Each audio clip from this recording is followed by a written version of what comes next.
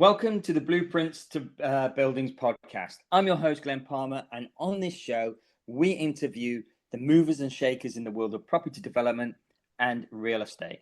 Now, this show is brought to you by a breakthrough in PropTech, a visual platform some developers are quietly using to cut 11% of building costs and sell units before a first brick has been laid.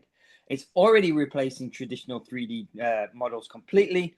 And if you want to know how, just drop me a message in LinkedIn at Glen Palmer Secure or check in the show notes below. So today, my guest is Anthony Lowe, someone who has built a career in architecture and is now bringing fresh thinking through Design 13. Anthony's journey is one about transformation, adaptation, and staying sharp in a landscape that is always shifting. In our talk, we'll explore how he's going to see this sector evolve, what the real on-the-ground challenges are, and how to experience plus vision, how they are coming together to shape all these new opportunities. Anthony, it is an absolute pleasure to have you on the show with us. Welcome, and shall we dive in? Yes, thanks for having me, Glenn. You are more than welcome. So, this is something I always like to ask all of my guests. And if time travel became a reality, and you had a chance to go back in time to when you first started your career, what advice would the person that you are now tell your younger self? Wow. One of my favorite movies growing up was Back to the Future. I Oh, was mine too. obsessed. I was obsessed with technology and the idea that we are capable to even imagine a world where we could time travel. Probably why I have such a passion for cars. One of my favorite cars is the uh, Mercedes 1997 CLK GTR. Those are some really good memories. And as for today, uh, I wouldn't change anything. I'm sure I wouldn't be talking to you, of course, if anything was different. But I would let my younger self know to take it day by day and trust the process and believe in your passions. Yeah, yeah. For me, I would probably say is relationship building for me. One man is an island. You can't, in my opinion, you cannot get through life without building strong connections. So yeah, that would be my 2 cents. So let's go right back, Anthony. What was the moment where you thought, you know what, I want to do this differently in your career? And what was a gap that you were trying to fill, or the frustration that you were actually trying to resolve? For me, it's the passion for design. Um, every day I get to do something different and think differently, which I think is really important. I'm a huge team player. I used to play soccer, and during the off seasons, I would do track and field, and just to stay in conditions, just to keep the body moving. And I learned through the experience, it's important that using your losses as a stepping stone to get better is one of the best foundations that you can have. And for me, design has always been a passion. So, in fact, I even dropped out of law school so I can Wow. solely focus on curating my knowledge to design. And my design has always been to featured in Architectural Digest, even Vogue, right? You got to dream big. Um, Yeah, but that's it. Right. But all those no's really help me create more meaningful projects and, being able to connect with like minds and seeing where all of those different, feedbacks and experiences can take me. Yeah. So, from where you actually stand, what's the most significant changes that you've seen in the industry right now? And if you were giving advice to someone entering this space, what would you urge them to watch out for, or at least prepare for? From a perspective of an architect, right? The political structure is what kind of shapes what's happening in the industry and seeing how things evolve, seeing how, groups develop. Uh, but one of the thankfully appreciations that I have is for all forms is to see the evolution of technology.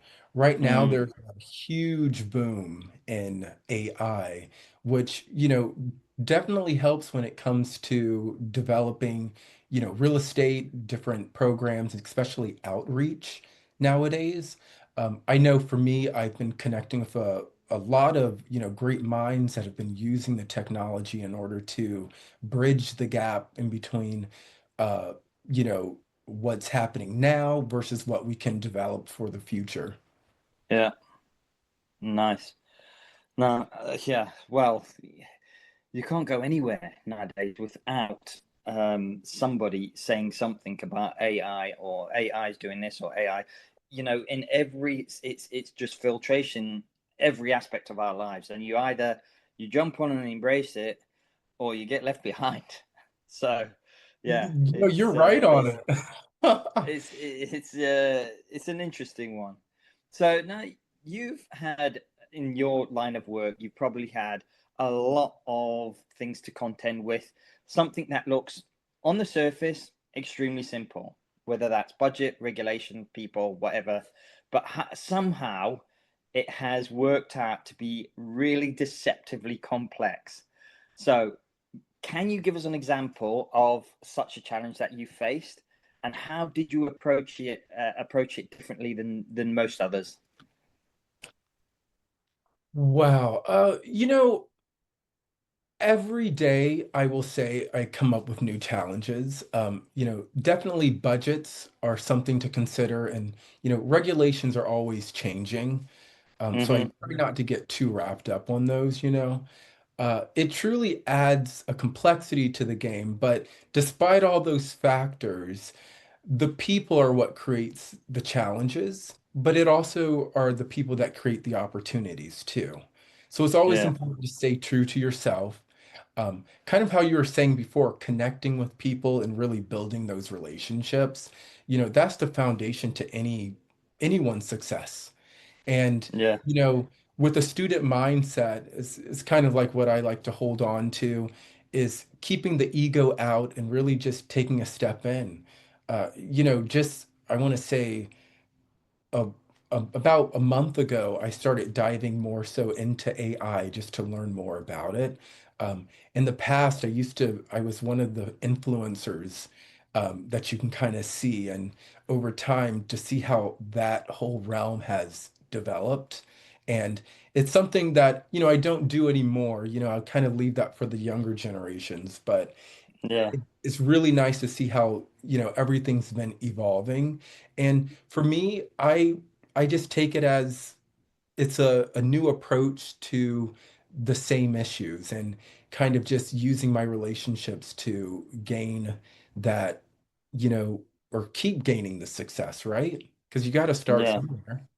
exactly. Yeah, yeah, definitely.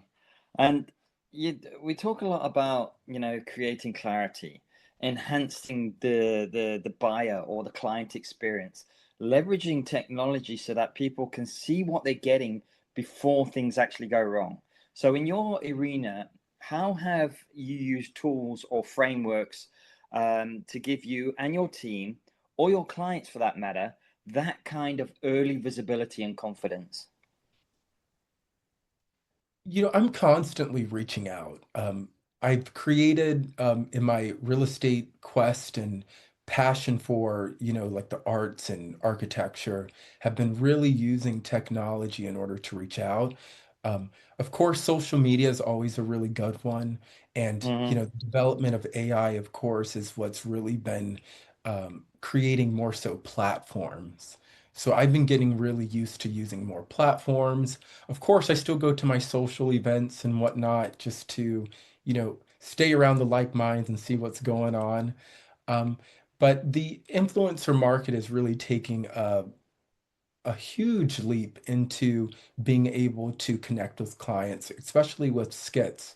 I see a lot of real estate agents now, as well as architects using different social media platforms in order to, showcase their talent, showcase Yeah. what they're working on. And it's been really great kind of diving into it and understanding the ropes. Yeah, yeah, yeah. Yeah. I mean, I'm not a big social media fan, I must admit.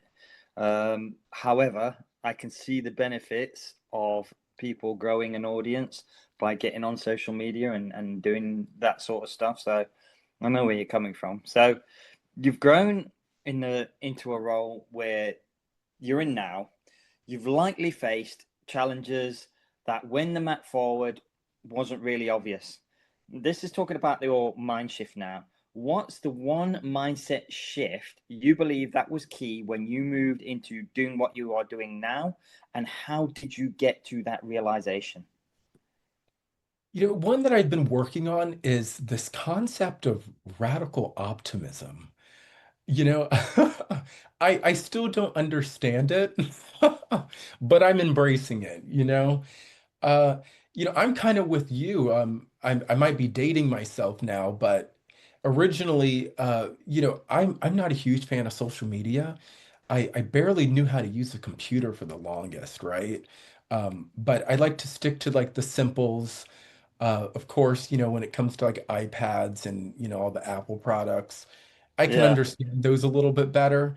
Um, but I tend to be really realistic as an individual, and I'm kind of using I guess this time, right, to branch out and really just stay optimistic with things. I think for Mm, me personally, uh, it always goes back into your mindset.